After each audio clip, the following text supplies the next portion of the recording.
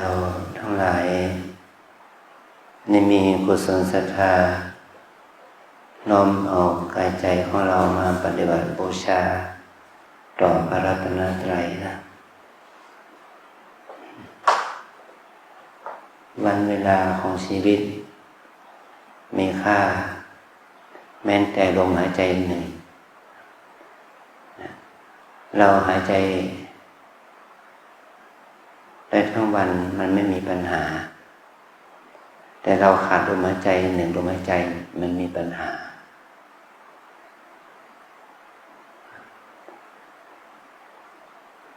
เพราะเหตุนี้แหละให้เรารู้ถึงคุณค่าของลมหายใจให้รู้ถึงคุณค่าของการเดินได้ยืนได้นั่งได้นอนได้กินได้เพราะว่า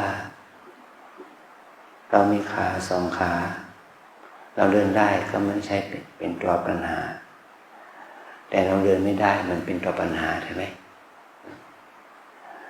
มีมือมีเท้าทำงานได้เห็นว่ามันจะทุกข์แต่มันไม่ใช่ปัญหาของชีวิตที่จะทำให้เรามีอุปสรรคถึงกับเป็นกับตายได้แต่ว่าเมื่อสิ่งนี้มีอยู่มันปกป้องไปมันพิการไปมันเป็นปัญหาของชีวิตเราทันทีจิตใจเราก็เหมือนกันมีการรู้อารมณ์ทั้งกลางวันกลางคืนทั้งหลับทั้งตื่นมันรู้อารมณ์ทั่วไปก็ไม่ใช่เป็นตัวปัญหาแต่ว่ามันหยุดรู้อารมณ์เป็นคำว่าเราสลบไปเนี่ยมันเป็นตัวปัญหาทันทีเหมือนกับสิ้นลมหายใจเพราะว่าจิตมันดับลมมันไม่อยู่แต่อากาศมันก็ไม่อยู่แต่เมื่อมันสิ้นลมเนี่ยก็มันสิ้นใจจิตมันดับมันก็มีปัญหาแล้วเราตายมันก็มีปัญหากับครอบครัวกับสังคมถ้าเราเป็นอยู่มันก็ยังไม่ก่อปัญหาแก่ครอบครัวแก่สังคมเรามาอยู่ที่นี่เราไม่มาสร้างปัญหานะเรามาช่วยแก้ปัญหาตัวเองเมื่อเรามีปัญหาแต่เราต้องแก้ปัญหาของตัวเองเพราะเราในส่วนมากอายุมากแล้วเนาะ30 40 50 60ไปสุขภาพกายของเราเนี่ยมันอ่อนแอไปเนาะสุขภาพมันไม่ค่อยดีเพราะเหตุนี้แหละจะกินจะเดินจะนั่งจะนอนก็ลำบากจะกินก็จะหายก็ลำบากจะโคตรจะเหยียดก้มเงยก็ลำบากมันมีทุกข์เกิดขึ้นในใจเรามันมีทุกข์เกิดขึ้นกับกายกับใจเรานี่แหละแต่เมื่อถึงวันนี้เราเอามาใช้สำหรับภาวนาเราเอามาใช้สำหรับภาวนาก็มาฝึกให้ใจเรารู้ความจริงของกายที่อยู่กับอวัยวะแขนขาหน้าตาอวัยวะน้อยใหญ่รวมไปถึงสิ่งที่เป็นองค์ประกอบของกายส่วนเห็นก็ตาหูจมูกลิ้นมันก็ได้เห็นได้ยินได้กลิ่นได้รสได้สัมผัสนะตาหูจมูกลิ้นกายประสาทและใจจะเป็นหัวใจก็ตามจะเป็นจิตใจก็ตามเนี่ยเราจะต้องอยู่กับมันโดยภาวะที่ว่าจำยอมรับมันว่าตาหูจมูกลิ้นกายของเราเนี่ยมันก็ปกป้องจะเห็นจะได้ยินได้กลิ่นได้รสได้สัมผัสก็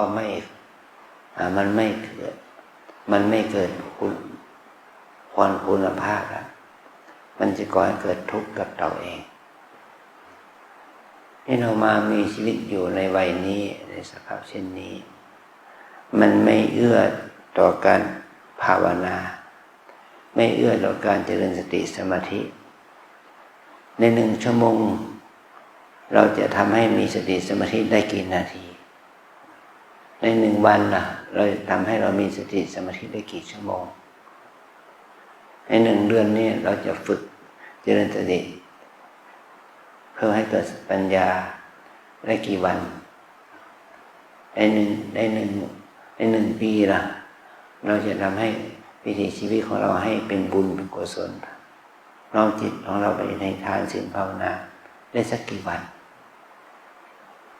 เพราะเหตุนี้วันเวลาที่เรามาปฏิบัติมันจะช่วยเสริมกำลังบุญของเราให้เจริญขึ้นนะเราลองคิดดูว่าปีหนึ่งตั้งแต่1 มกรามาจนถึงวันที่29 สิงหาเนี่ยมันมีวันพระกี่วันเราคิดว่าเดือนหนึ่งมี4 วันเนาะ4 8 32มีวันพระ32 วันเป็นวันพระที่เราทำทานกี่วันเป็นวันพระที่เราได้ทำบุญตักบาตรกี่วันเป็นวันพระที่เราระลึกถึงความดีงามแล้วทำบุญทำทานกี่วันความดีงามที่เราคิดถึงพ่อแม่กี่วันความดีงามที่เราคิดถึงพระศาสนากี่วันความที่เราคิดที่วันเวลาที่มาถึงเราเนี่ยเรามีโอกาสที่จะทำบุญได้กี่วันแล้วมีความพร้อมทางด้านสินทรัพย์เงินทองที่จะซื้อของมาทำบุญตักบาตรมันมีไหม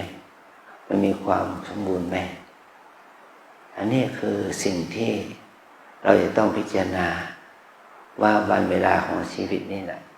จะทำให้เราได้เกิดบุญเกิดกุศลกี่มากน้อยนะเอาละอดีตมันผ่านไปแล้วเนาะเอาวันนี้เดี๋ยวนี้เอาความจริงเดี๋ยวนี้วันนี้ว่าวันที่เรามีจิตที่จะมาปฏิบัติกรรมฐานมีใจที่จะมาเข้าวัดมันก็เพื่อที่จะมาวัดอะไรล่ะมาเข้าวัดก็เพื่อมาวัดใจเรามาวัดสภาพจิตใจเรามาวัดกระแสบุญกระแสกุศลมาวัดความดีงามในการที่เราได้มากราบมาเดินมานั่งมาไหว้พระสวดมนต์เนี่ยมาวัดจิตวัดใจของเราว่าจิตใจของเรานั้นเป็นกุศลเป็นบุญแค่ไหนเป็นความดีแค่ไหนถ้าเรามาปฏิบัติเราจะได้ใส่ใจดูแลตัวเองเอาใจใส่ดูแลตัวเองอย่างชัดเจนเราจะเห็นว่าจิตใจของเราฟุ้งซ่านเมื่อมานั่งภาวนาสัก10 นาที15 นาทีเนี่ยจิตใจเราอยู่กับองค์ภาวนากี่วินาทีกี่นาทีนอกนั้นก็เป็นเวลาความที่เราจะต้องบริหารจิตใจที่เต็มไปด้วยความคิดความฟุ้งความกังวลความโลภโกรธหลงนั้นนะเหมือนกับเราไล่จับลิงนะไล่จับปลาในอ่าง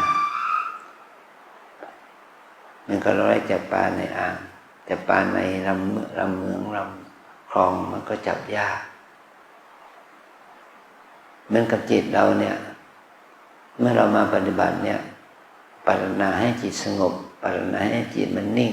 ภาวนาให้จิตมันมีสติมีสมาธิเราอยากจะให้มันเป็นอย่างนี้แต่ว่ามันไม่เป็นอย่างนี้มันมีแต่กิเลสอกุศลโลภโกรธหลงฟุ้งซ่านรำคาญโกรธเกลียดยินดียินร้ายไปกับสิ่งเราไปกับความคิดของเราเองนะเมื่อเราคิดถึงเรื่องเก่าเรื่องหลังอะไรมามันจะก่อให้เกิดกิเลสเกิดอกุศลที่เราเรียกว่านิวรณธรรมคือกามฉันทะความพอใจยินดีในกามสิ่งเหล่านั้นมันจะให้เรามีความรู้สึกเพลิดเพลินยินดีกับรูปเสียงกลิ่นรสสัมผัสเพลิดเพลินไปกับเรื่องภายนอกเพลิดเพลินไปกับเรื่องหลายอย่างที่เราเรียกว่าอาหารการกินเพลงหนังละครหรือว่าของหอมรูปเครื่องรูปไร้มันก็ก่อให้เกิดความรู้สึกเพลิดเพลินกับกิเลสคือ ตัณหาราคะแล้วอันที่สองก็คือความโกรธความไม่พอใจความไม่ยินดีความไม่ชอบตัวโทสะความโกรธความอาฆาตพยาบาทความรู้สึกเป็นลบกับสิ่งเหล่านั้นแต่เกิดความรู้สึกเป็นลบกับเรื่องเหล่านั้นมันก็จะเกิดขึ้นกับเรานะ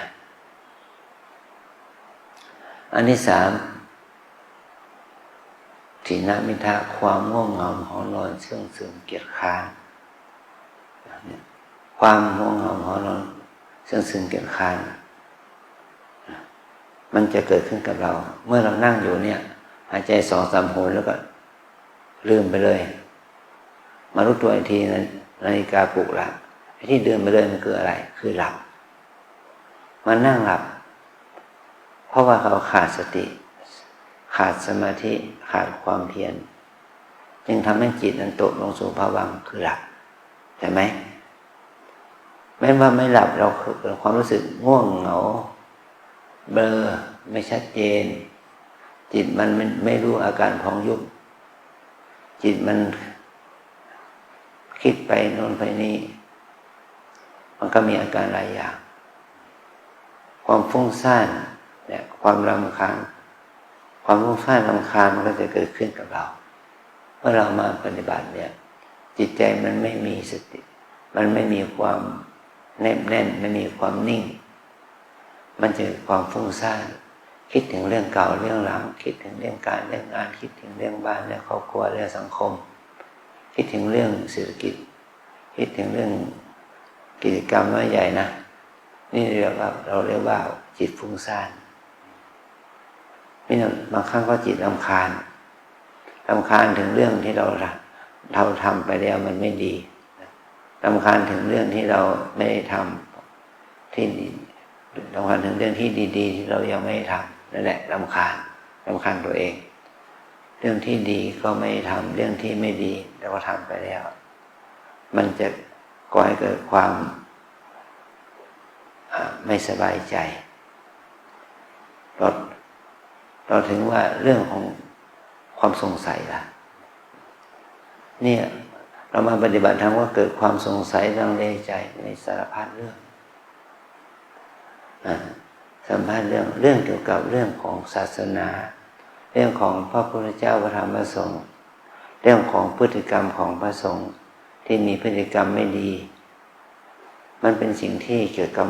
ก่อให้เกิดความสงสัยว่าพระธรรมคำสอนของพระพุทธเจ้านี่ดีจริงหรืออย่างนี้นะพระธรรมคำสอนของพระพุทธเจ้าดีจริงแต่คนไม่ว่าจะเป็นภิกษุสามเณรแม่ชีอุบาสกอุบาสิกาที่เป็นชาวพุทธนะไม่ดีจริงไม่ดีเพราะว่าไม่ประพฤติปฏิบัติตนให้เป็นไปเพื่อความดับกิเลสเนี่ยเป็นชาวพุทธแต่ไม่ให้เข้าถึงพุทธธรรมเป็นชาวพุทธแต่ไม่เข้าถึงพระรัตนตรัยอย่างแท้จริงจึงเป็นเหตุให้เขาเท่านั้น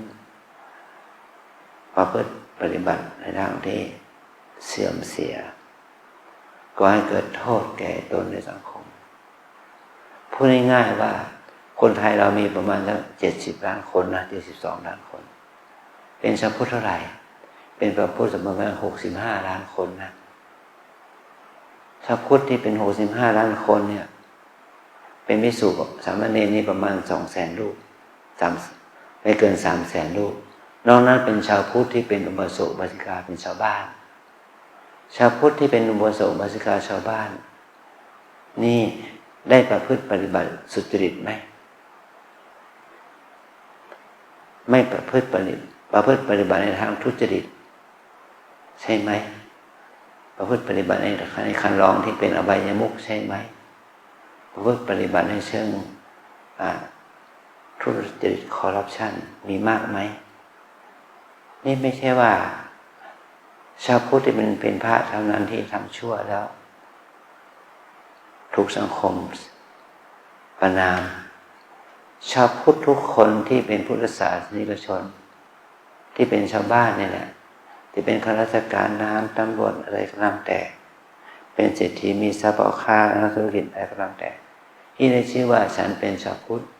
แต่คุณไม่ทำความดีรักษาศีล5ก็ยังไม่ได้อันนี้เป็นความเสื่อมของพุทธศาสนิกชนไม่ใช่เป็นความเสื่อมของตัวศาสนาตัวศาสนาคือพระองค์สอนให้เราละชั่วทำดีทำใจให้บริสุทธิ์นี่แหละเราถึงเห็นว่าศาสนาบุคคลไม่ว่าจะเป็นพระภิกษุสามเณรแม่ชีอุบาสกอุบาสิกาชาวบ้านเนี่ยจะต้องมีความใส่ใจต่อการ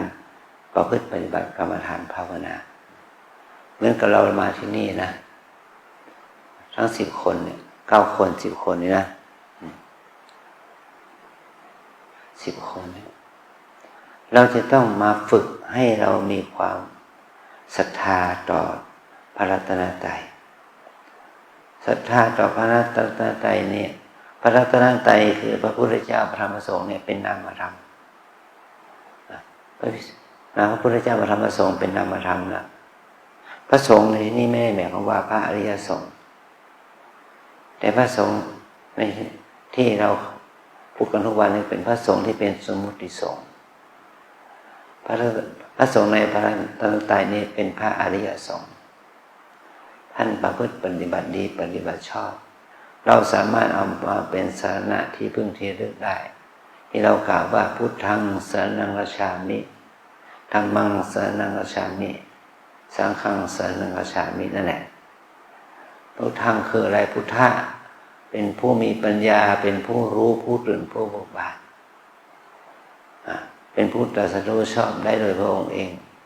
เป็นผู้ที่ทรงพระมหากรุณาต่อสัตว์โลกนี่คือพระพุทธเจ้าพระพุทธเจ้าเขามาจากมนุษย์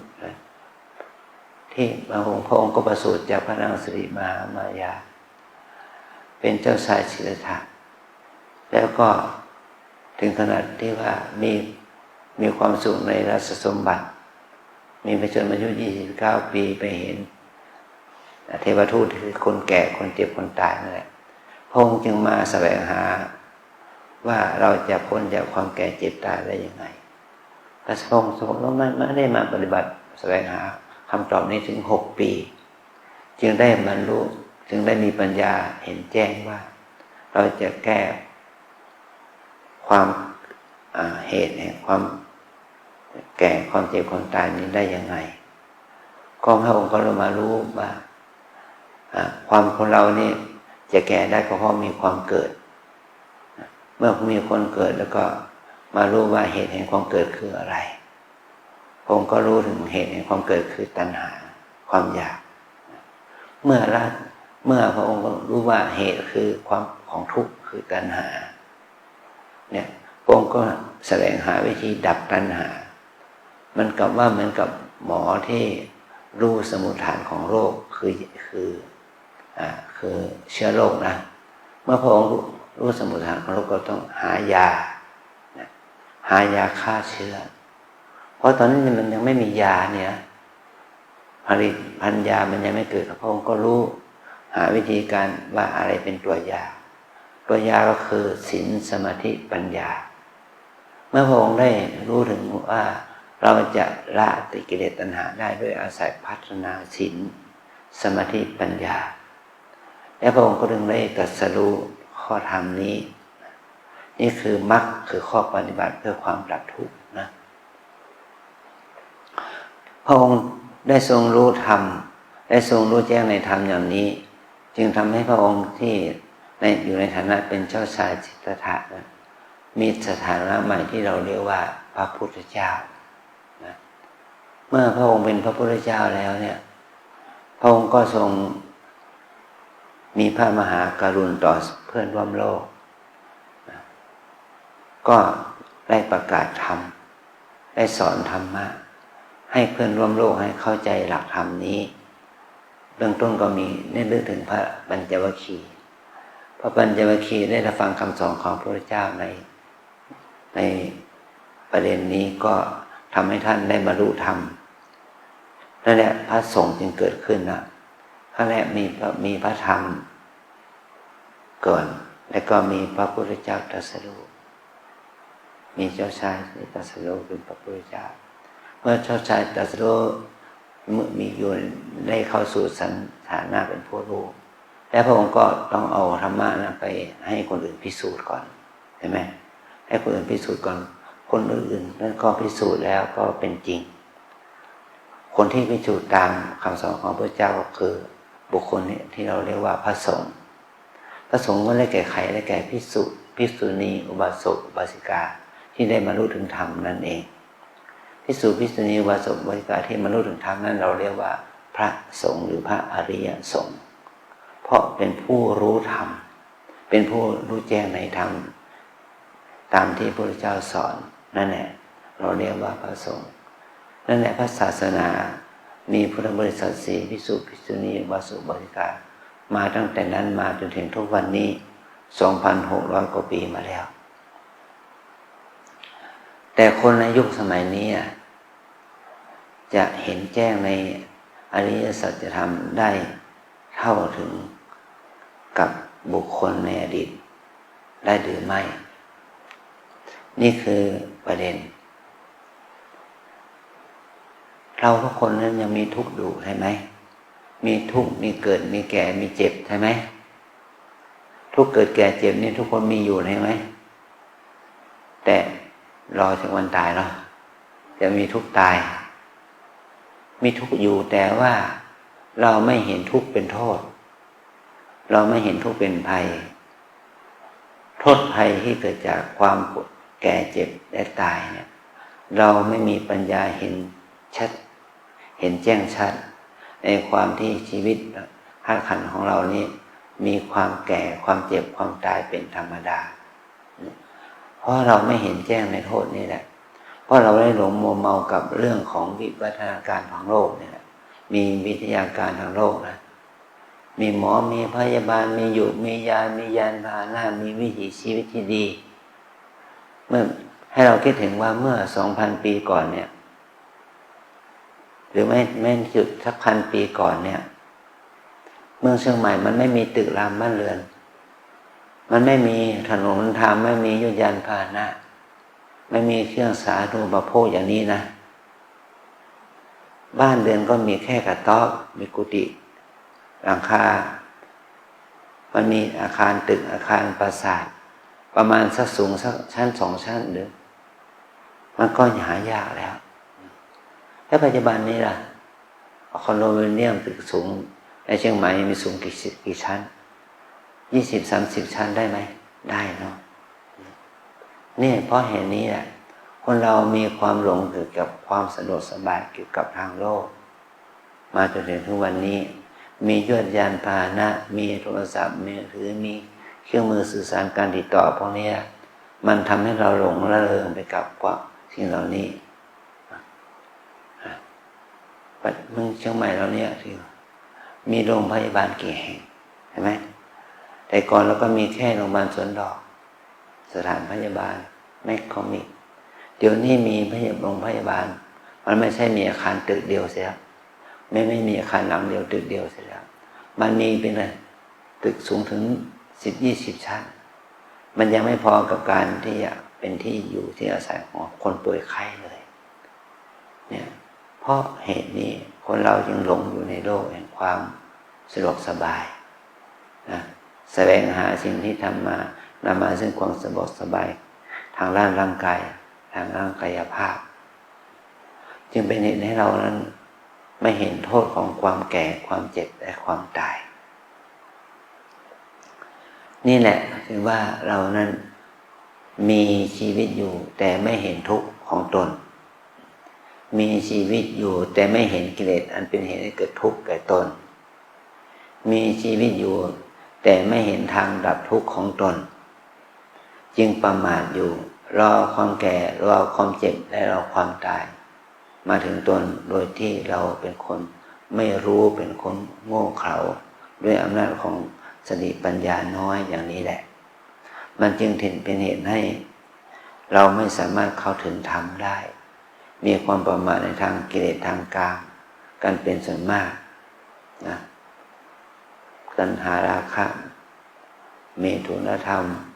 ความเพลิดเพลินในทางเพศ มันก็ก่อให้เกิดทุกข์กับตนแก่ครอบครัวแก่สังคมไม่เห็นโทษของการผิดศีลผิดธรรมอันนี้คือโทษแห่งความที่คนเราในโลกนี้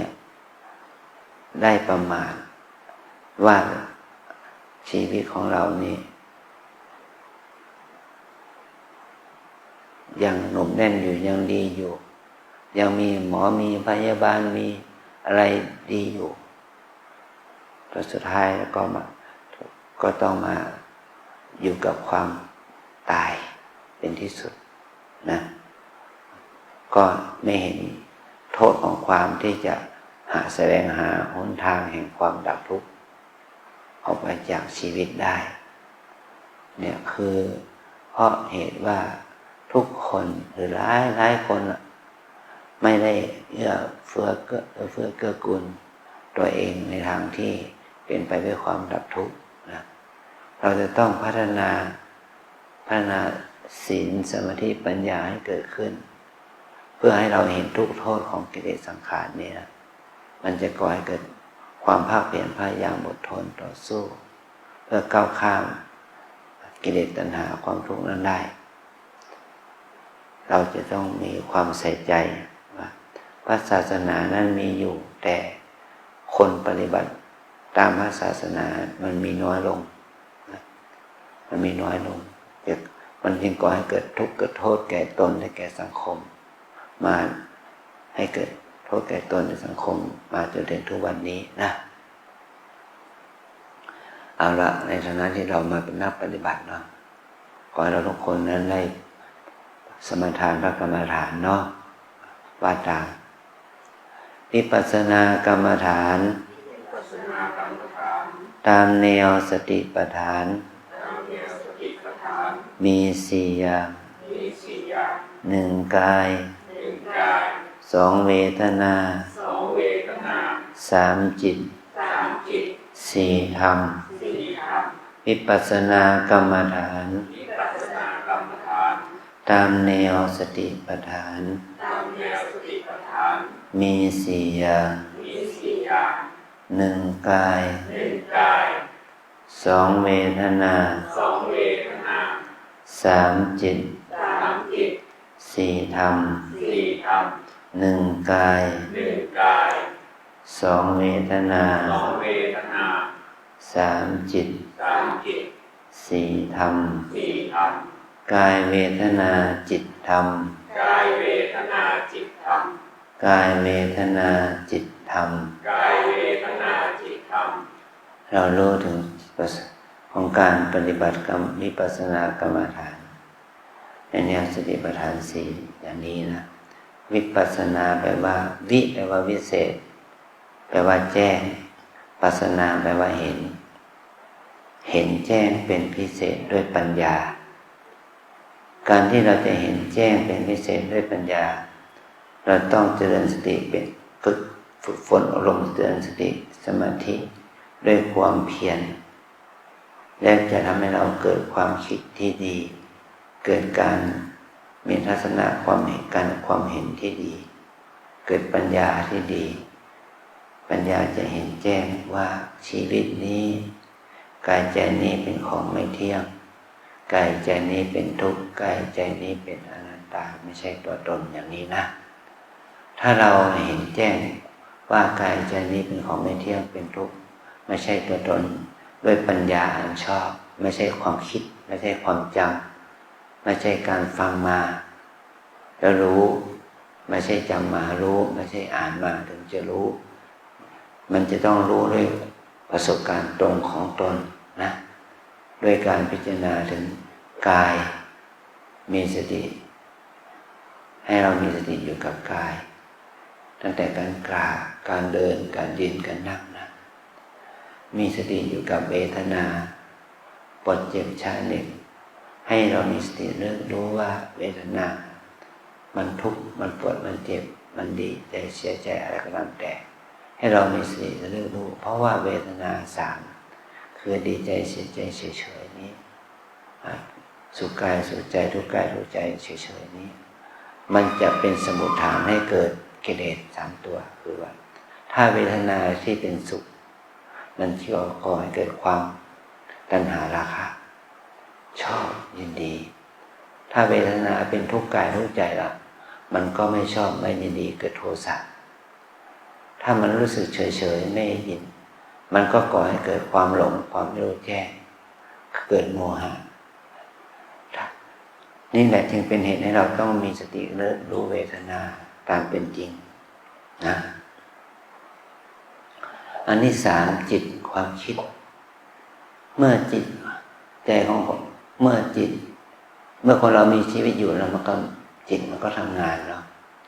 จิตทำงานที่เป็นไปในทางที่เป็นอกุศลจิตมีราคะจิตมีโทสะจิตมีโมหะจิตหดหู่จิตฟุ้งซ่านให้เรามีสติกำหนดสภาพจิตมีราคะจิตมีโทสะจิตมีโมหะก็ให้มีสติรู้ว่าตอนนี้ราคะจิตเกิดขึ้นราคะจิตเกิดขึ้นโทสะจิตเกิดขึ้นโมหะจิตเกิดขึ้นเรารู้แล้วก็เราก็มีสติระลึกรู้แล้วก็ปล่อยวางละมันเป็นของที่ไม่ดีมันเป็นโทษมันเกิดขึ้นกับใจเราให้เรารู้ว่ามันเป็นสิ่งเปื้อนปนเปื้อนของจิตใจมันเป็นทำให้จิตไม่สะอาดมันทำให้จิตสกปรกมันเป็นจิตที่เป็นอกุศลนะถ้าเราปฏิบัติไปมันจะมีสภาพจิตใหม่เกิดขึ้นก็คือว่าจิตมีสมาธิจิตที่มีกุศลเกิดขึ้นจิตที่มีปีติมีศรัทธาจิตที่หลุดพ้นจากอกุศลนั้นได้นะเป็นจิตที่เป็นฌานมีสมาธิเกิดได้มันก็ให้เรามีสติกำหนดรู้จิตตอนนี้เราเป็นนักปฏิบัติใหม่เนี่ยเราจะต้องฝึกให้เรารู้เท่าทันข่มระงับดับราคะตัณหาความโลภความโกรธออกไปจากใจให้ได้ฝึกนะจากที่เราฝึกแล้วมันก็ได้บ้างไม่ได้บ้างก็อดทนใส่ใจเอาใจใส่ดูแลตัวเองต่อไปนะอันที่สี่ธรรมานุปัสสนาสติปัฏฐานที่ตั้งการเจริญสติคือการระลึกถึงสภาวะธรรมนิวรณธรรมเนี่ยที่พูดเมื่อกี้นะมันเกิดขึ้นเพราะเหตุอะไรเพราะว่าเรามีตาเห็นมีหูได้ยินมีจมูกได้กลิ่นมีลิ้นรู้รสมีกายได้สัมผัสนี่แหละมีใจคิดนึกนี่แหละมันจะเกิดนิวรณ์ห้าชอบไม่ชอบมองฟุ้งสงสัยเพราะว่าเราไม่ระมัดระวังตาหูจมูกลิ้นกายใจมันจึงเป็นเหตุเป็นปัจจัยให้เกิดกิเลสอกุศลเกิดทุจริตเกิดอกุศลขึ้นมาในใจเราเมื่อเรารู้อย่างนี้เราต้องระวังสังรวมตาหูจมูกลิ้นกายใจถ้าเรามีสติเราสำรวมระวังตาหูจมูกลิ้นกายใจก็ทำให้ใจของเราสะอาดบริสุทธิ์ขึ้นนี่คือวิธีการเจริญสติเมื่อเราพูดถึงสติตัวเดียวแต่มันไม่ใช่มีสติตัวเดียวเกิดขึ้นมันมีตัวสมาธิเกิดขึ้นด้วยในขณะที่เราปฏิบัติเรามีความเพียรความพยายามเกิดขึ้นด้วยในขณะที่เราปฏิบัติอันสำคัญที่สุดเราต้องมีศรัทธาต่อการปฏิบัติด้วยนะมีความศรัทธาต่อการปฏิบัติไม่ใช่ศรัทธาต่อวัดต่อพระสงฆ์แต่ศรัทธาต่อตัวเองว่าเราสามารถที่จะพัฒนาตัวเองให้ดีขึ้นได้ด้วยการกระทำของเราด้วยการภาวนาของเราด้วยความเพียรของเราอย่างนี้นะเมื่อเรามีศรัทธามันก็ทำให้ความเพียรเกิดขึ้นสติเกิดขึ้นสมาธิเกิดขึ้นแล้วก็สุดท้ายก็ต้องก่อให้เกิดปัญญาเกิดความรู้เกิดขึ้นคือวิปัสสนามันจะก่อให้เกิดความรู้จากประสบการณ์ภายในของเรานะขอให้เรามีความใส่ใจสิ่งที่เราขาดก็คือความเพียรและวันเวลาที่เราทำมันน้อยไปถ้าเรามีความเป็นวันเวลาที่เหมาะสม